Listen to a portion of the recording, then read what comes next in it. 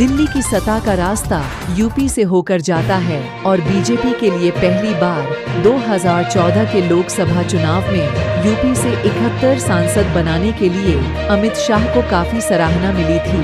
दूसरी लोकसभा चुनाव 2024 को लेकर आज अमित शाह बड़ा दावा किया है। शाह ने एक भविष्यवाणी कर दी है कि बीजेपी यूपी में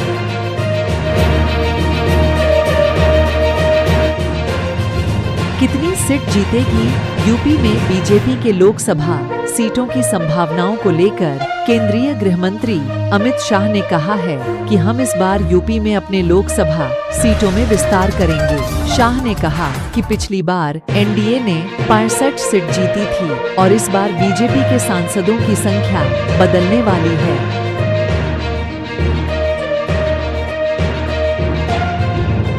देश में अब तक 4 चरणों के तहत 380 सीटों पर वोटिंग हो चुकी है। इसको लेकर अमित शाह ने कहा कि बीजेपी को 4 चरणों के बाद 270 सीट मिल रही है। उन्होंने कहा कि मेरा मानना है कि चुनाव और चुनाव नतीजे का बहुत महत्व है। जो भी सरकार चुनी जाए उसे देश के हर हिस्से से समर्थन मिलना चाहिए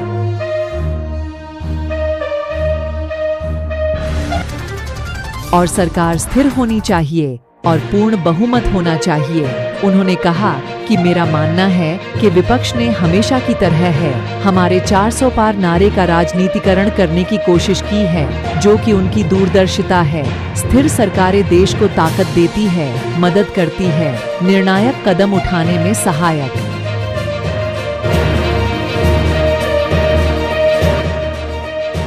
होती है। इससे देश में आतंकी खतरों का खतरा भी टल सकता है और वैश्विक स्तर पर भारत का कद ऊंचा होता है।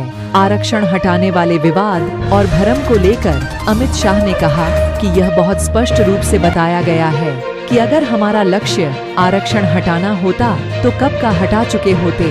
हम पूर्ण बहुमत के सरकार चला रहे हैं।